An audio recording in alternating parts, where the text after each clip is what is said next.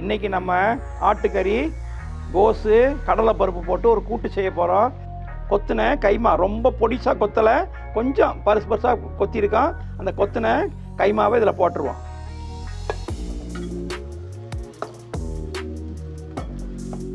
$250 gram கோஸ் போடுறோம். நறுக்கி வச்ச அலசி வச்சுருக்கோம். அந்த கோஸை போடுறோம்.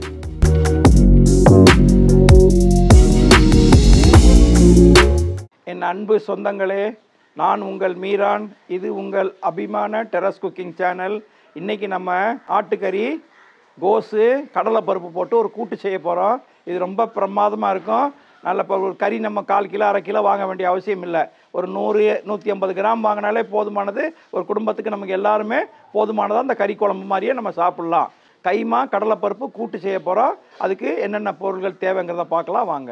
இதுக்கு தேவையான பொருட்கள்: மட்டன், ஆட்டுக்கறி, வெங்காயம், கோஸு, தக்காளி, எண்ணெய், கல்லுப்பு, கறி மசாலா, கடலைப்பருப்பு, புதினா, பச்சை மிளகா, கொத்தமல்லி, இஞ்சி பூண்டு பேஸ்ட்டு, மஞ்சள் தூள், மிளகாய்த்தூள், மிளகுத்தூள், தனியாத்தூள், ஜீரகத்தூள், காஷ்மீர் மிளகாய்த்தூள். இதுதான் இதுக்கு தேவையான பொருட்கள். இப்போ அடுப்பு பற்ற வச்சாச்சு. முதல்ல கறியும் கடலைப்பருப்பும் வேகிறதுக்காக நம்மகிட்ட சின்ன குக்கர் இல்லை, ரிப்பேர் ஆகிடுச்சு. அதனால் பெரிய குக்கர் வைக்கிறோம். நீங்கள் சின்ன குக்கர், மினி குக்கர் கூட வச்சுக்கலாம். நம்ம 200 கிராம் கறி எடுத்துருக்கோம், ஆட்டுக்கறி எடுத்துருக்கோம் கைமா. அதுக்கு 150 கிராம் கடலைப்பருப்பு போடுறோம். அதில் ஒரு 200 கிராம் கொத்துன கைமா, ரொம்ப பொடிசாக கொத்தலை, கொஞ்சம் பருசு பருசாக கொத்திருக்கோம். அந்த கொத்துன கைமாவை இதில் போட்டுருவோம். ஒரு டேபிள் ஸ்பூன் இஞ்சி பூண்டு விழுது போடுறோம். ஒரு கீர்ன பச்சை மிளகா பொண்ணு போட்டுக்கிறோம். ஒரு டீஸ்பூன் ஆயில் ஊற்றுறோம். ஒரு 1/2 டீஸ்பூன் மஞ்சத்தூள் போடுறோம். அந்த மட்டன் கைமாவும் கடலைப்பருப்பும் மூழ்கிற அளவுக்கு தண்ணி ஊற்றுறோம், கறி வேகிறதுக்காக. இப்போ இந்த கறி, கடலைப்பருப்பு, இந்த தண்ணிக்காக ஒரு 1/2 ஸ்பூன் கல்லுப்பு போடுறோம். எல்லாத்தையும் நம்ம ஒரு வாட்டி கலந்து விட்டுட்டு குக்கருக்கு மூடி போட்டு மூடிடலாம். இப்போ ஒரு 4 விசில் வரட்டும், அது வரைக்கும் வெயிட் பண்ணுவோம். இந்த பக்கம் நம்ம குக்கரில் வச்சாச்சு. குக்கரில் ஒரு 4 விசில் வர்ற வரைக்கும் நம்ம இந்த பக்கத்தில் அடுப்பு பற்ற வச்சு ஒரு வானொலி வச்சுக்கிடுவோம். ஒரு 150 ml ஆயில் விடுவோம். ஒரு 3 பெரிய வெங்காயம் நறுக்கியிருக்கா, அதை போட்டுக்கலாம். இடையில கணக்கில் பார்த்தா ஒரு 200 கிராம். இந்த வெங்காயம் பொன்னிறம்னு ஆகணுன்ற அவசியம் இல்லை. சும்மா சாதாரணமாக கிளாஸ் கண்ணாடி பதம் வெந்தால் போதும், அதுக்காக வதக்கலாம்.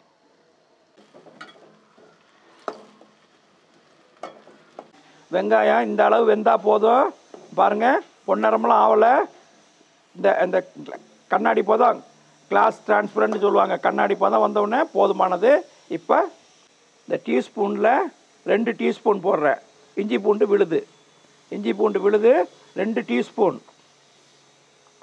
ஏற்கனவே கறியில் ஒரு 1/2 டீஸ்பூன் போட்டிருக்கோம். 3/4 டீஸ்பூன் மிளகாத்தூள் போடுறோம். சாதா மிளகாத்தூள் தான் போடுறோம். இஞ்சி பூண்டு பச்சை வாசனை போயிடுச்சு. இப்போ மிளகாத்தூளை லேசாக எண்ணெயில் வதக்கலாம்.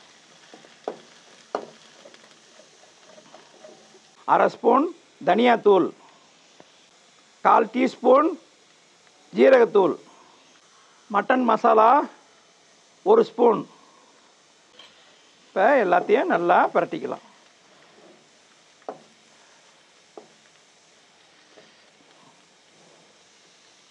இந்த ஸ்டேஜில் 3 தக்காளி, மீடியம் சைஸில் 3 தக்காளி, 150 கிராம் தக்காளி,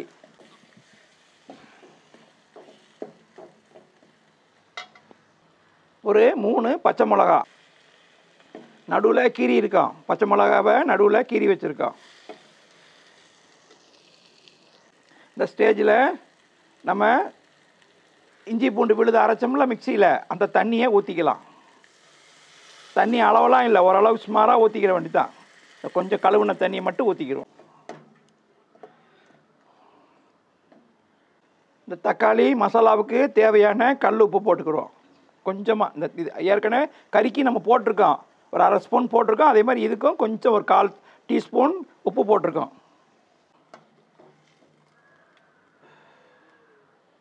ஒரு 5 நிமிஷம் தக்காளி எல்லாம் நல்லா சுருண்டு எண்ணெய் திரண்டு மேலே வர்றதுக்காக மூடி வைப்போம். 10 நிமிஷம் தக்காளி எல்லாம் போட்டோம். நல்லா தக்காளிலாம் மசிஞ்சு பாருங்க, தோல்லாம் பிறண்டு தனியாக வந்துருச்சு. இப்போ இந்த ஸ்டேஜில் கோஸு 1/4 கிலோ 250 கிராம் கோஸ் போடுறோம். நறுக்கி வச்ச அலசி வச்சுருக்கோம், அந்த கோஸை போடுறோம். போட்டு இந்த மசாலாவோட நல்லா ஒரு வாட்டி பரட்டிட்டு மூடி வச்சிடலாம்.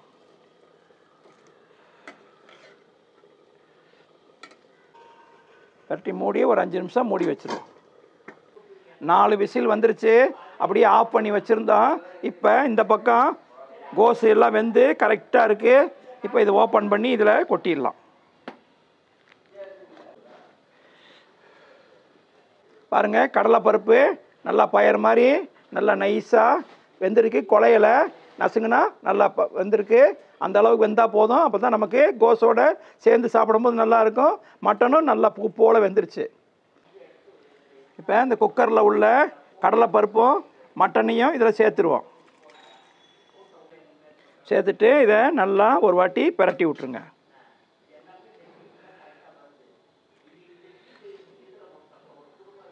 கொஞ்சம் கொத்தமல்லி தலை,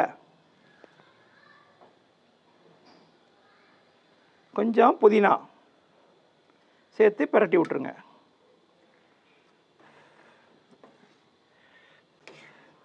இந்த ஸ்டேஜில் உப்பு செக் பண்ணிக்கோங்க.